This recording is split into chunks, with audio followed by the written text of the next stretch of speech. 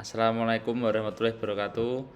Perkenalkan, nama saya Muhammad Fajar Sodik, NIM 2001533002, akan menjelaskan tentang skripsi analisis sentimen terhadap layanan informasi cuaca dari BMKG menggunakan metode KNN atau K-Nearest Neighbor.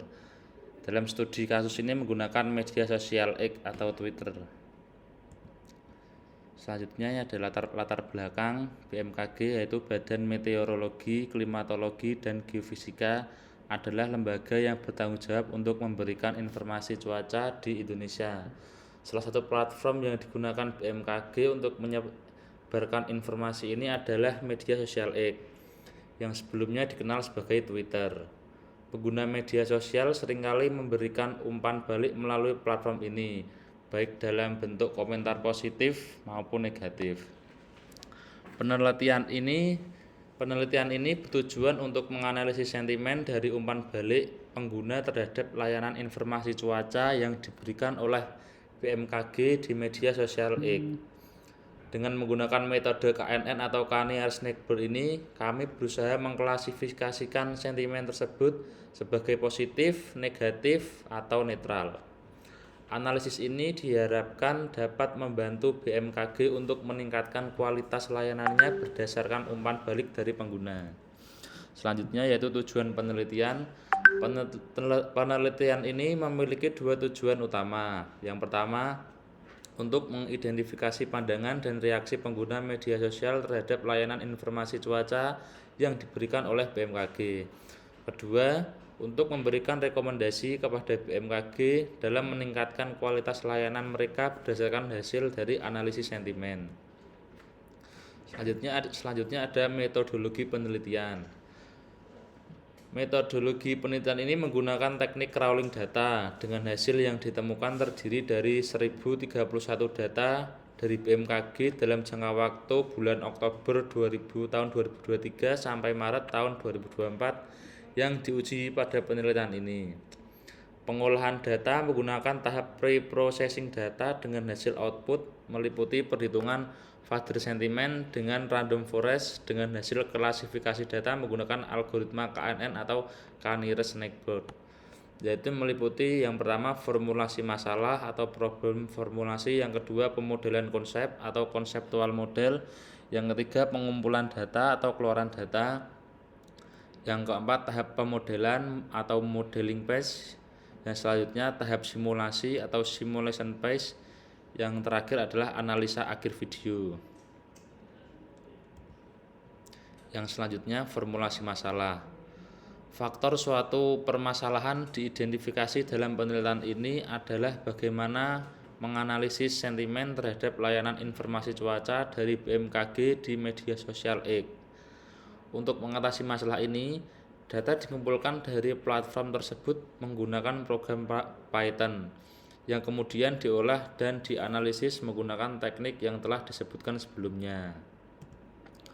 Selanjutnya pemodelan konsep. Langkah pertama dalam pemodelan konsep adalah penginstalan library yang dibutuhkan, seperti Scikit-learn di Python. Setelah itu, dataset yang berformat CSV dari post BMKG di media sosial X dibaca dan diolah. Tahap berikutnya adalah pre-processing data, yang melibatkan pembersihan data, scaffolding, normalisasi, tokenisasi, dan stemming.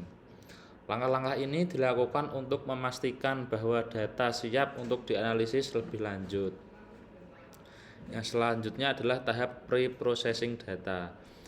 Pada tahap pre-processing data, langkah pertama yang dilakukan adalah cleaning data untuk menghapus data ganda dan pos kosong. Selanjutnya, scaffolding dilakukan dengan mengubah semua huruf menjadi huruf kecil untuk konsistensi. Proses normalisasi dilakukan untuk mengembalikan kata-kata ke bentuk asli dalam bahasa Indonesia. Ini adalah contohnya. Yang selanjutnya adalah simulasi dan labeling data. Data yang telah diolah kemudian dilabeli secara otomatis dengan menerjemahkannya ke dalam bahasa Inggris. Metode Fader sentimen digunakan untuk mengklasifikasikan sentimen sebagai positif, negatif, atau netral.